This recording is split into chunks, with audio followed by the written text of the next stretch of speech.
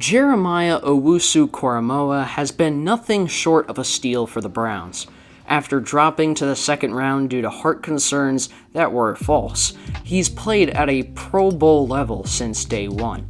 He's been a dynamic chess piece for Joe Woods' defense and has helped transform the Browns' defense from the terrible unit it was in 2020 to the dominant unit it was in 2021. And he is a big reason why the outlook of the Browns' defense is very bright. In this video, we'll take a look at what the Browns envision JOK to do in Joe Woods' defense, how he exceeded their high expectations, and how he can continue to grow into a special player. Entering last offseason, the linebacker room was a huge question mark. The Browns' defense's main issue in 2020 was that they just didn't have the explosiveness in their patched-together linebacking core in order to be a successful unit. To be blunt, the Browns' linebackers just did not make enough plays. Here's a perfect example from the playoff game against the Chiefs from 2020. It's 3rd and 4, late in the fourth quarter, and the Browns are down by 5 and need a stop. The Browns line up in a pressure look on the line of scrimmage, but are actually playing cover 1 cross to take away the middle of the field. In fact, they only send 3 pass rushers and use that extra man to drop into the short area of the field to neutralize the threat of Tyreek Hill or Travis Kelce, simply running horizontally away from man coverage. The coverage is perfect against the Chiefs' play call, which is a drive concept. The zone defenders in the middle of the field are perfectly situated to take away Hill and Kelce's in-breaking routes, leaving the check down to the running back to be Henne's only viable option. B.J. Goodson, who is responsible for the running back, has to tackle him before he gets to the marker. But he's slow to react, the Chiefs get the first down, and the rest of the game is unfortunate Browns history. Being an elite linebacker is all about the combination of athleticism and instincts. If B.J. Goodson had been just a little faster, or had reacted to the running back flattening his route and looking for the ball just a little quicker, the Browns force the Chiefs to punt, and maybe they're off to the AFC Championship game. So, in the second round of the 2021 NFL Draft, Andrew Berry wasn't going to waste a prime chance to trade up and get a dynamic linebacker in JOK. The biggest knock on JOK coming out of college was if he would be able to play as an inside linebacker at only 220 pounds, where the Browns had intended for him to play, despite him playing as the rover, or weak side hook defender, which is basically the slot defender just to the weak side of the formation in Notre Dame's defense. Would he be able to play inside the box without getting mauled by offensive linemen with over 125 pounds on him? And a month into the season, this knock had already been forgotten. You see, JOK doesn't get past blocks the way traditional linebackers do. Most linebackers in the NFL use a very common technique called stacking and shedding the block. The goal of this technique is to get hands on the blocker's shoulder pads to gain control and leverage, which is the stacking part. After that, the linebacker has to see where the running back is going and then shed the block to make the tackle. This method works for players like Devin White, who have a significantly larger and bigger frame than JOK does. If JOK tried to utilize the same technique as a player like Devin White, he'd be a straight-up liability. But with his athleticism, it doesn't matter if he can't do that, since offensive linemen just can't get their hands on him. JOK is so explosive and shifty, almost like a running back, and leaves linemen in the dust. Here's a perfect example against the Cardinals. The Cardinals are running split zone, which is basically just inside zone, just with the tight end splitting across the formation to block the edge defender, hence the name split zone. The left guard and center's goal on this play is to wash out the down lineman with a double team block before one of them moves to the second level to block JOK based on which side he positions himself towards. These zone runs can cause defenses lots of problems because of how effective and adaptable they are at taking linebackers out of the play, as we just explained. Unless, of course, you have Jeremiah Owusu-Koramoah. As the play progresses, JOK creeps to the right side of the field a bit, and that triggers the center to push up to try to block JOK, and he has him dead to rights. He's straight in his face and has both arms ready to push him out and wash him out of the play. Most NFL linebackers get taken out of this play right there, but JOK is able to pretty much teleport 2 gaps across and make the tackle out of thin air, seamlessly evading the block. He is a relentless, heat-seeking missile who is a true weapon between the tackles, even if he's 220 pounds, because of his incredible lateral quickness. When you watch his game film, it truly does look like he's in fast forward. And while it's difficult to quantify linebackers' performances the same way you would for a quarterback, a good way to quantify how destructive a run defender is the rate of tackles they make short of the first down, how often they prevent the offensive player from moving the sticks. In 2020, the Browns linebackers with the most run defense snaps were B.J. Goodson, Sione Takitaki, and Mack Wilson.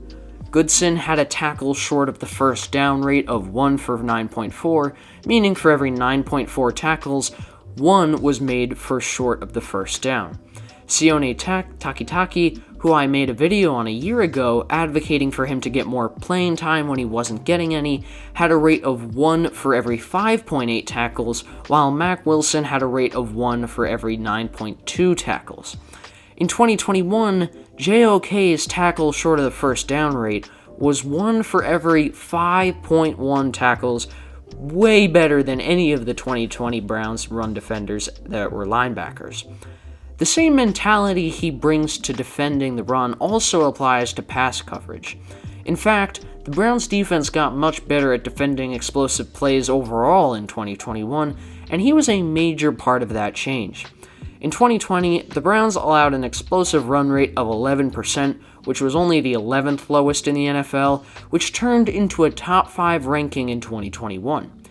In pass coverage, the Browns went from allowing the 16th lowest explosive pass rate to allowing just the 7th lowest in 2021. Here's an example from the Packers game which might ring a bell to a play we might have broken down earlier in the video.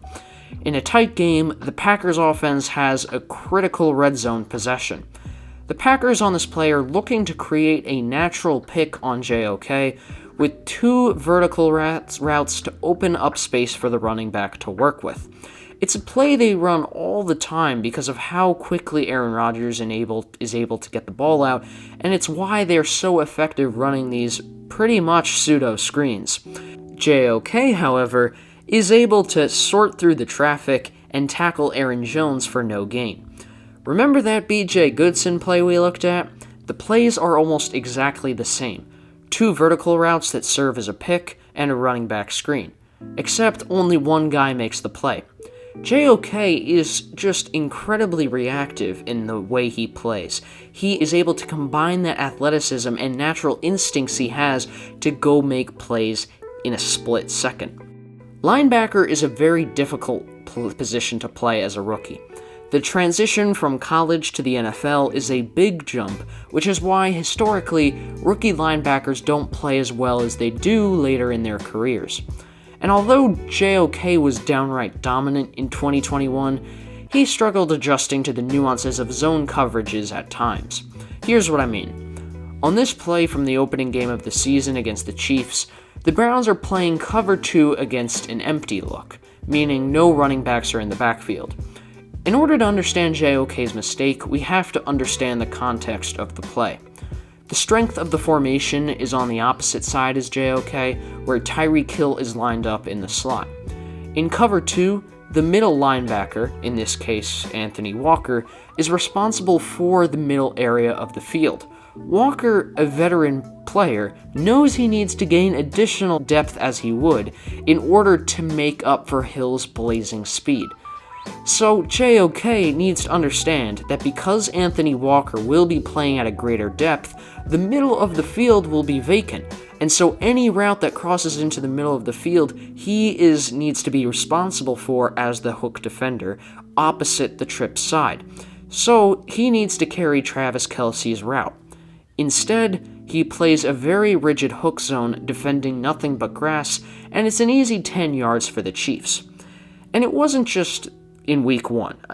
This was something that happened somewhat frequently for JOK. Another example of this was from the home game against the Ravens. The Browns are playing quarters coverage, which is a match zone coverage that they use all the time.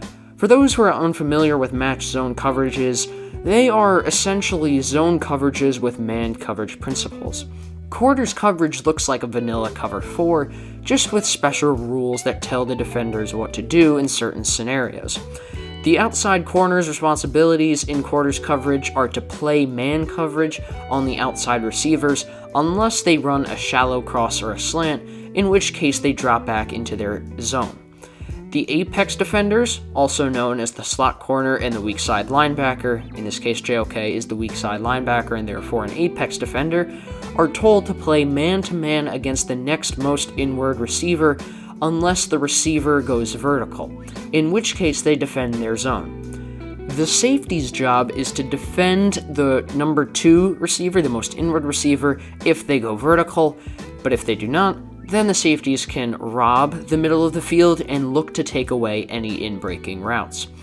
The last position in this quarters coverage, the Mike backer, is responsible for any number 3 receiver that hasn't been accounted for already. This can be if there was a trips slot receiver, if there are 3 receivers on one side, but in this case, since the Ravens have an equally strong formation with 2 receivers on one side and 2 on the other, it's the running back that the Mike backer has to take. So going back to JOK, instead of playing man-to-man against the tight end as his role as an apex defender in quarters coverage, he jumps out to cover the flat zone for some reason, disregarding the principles of this coverage. But as you can see, managed zone defenses are complicated, and they require a lot of communication and just experience. That makes it difficult for rookies to succeed in these complicated defenses early on. It is JOK's main weakness up to the point, but it is an issue that can be easily corrected just through plain experience. You don't have to be a genius to see Jeremiah Owusu-Koramoah's special blend of athleticism and instincts. He's always somehow near the play and looks like he should be playing running back. A player like JOK is so valuable in the modern day NFL because of his versatility, and Joe Woods is incredibly lucky to have him because of just what he can do. But it's the small nuances that separates the athletic wonderkinds we see today, like Miles Jack and Tremaine Edmonds, to the all-time greats like Luke Kuechly and Ray Lewis.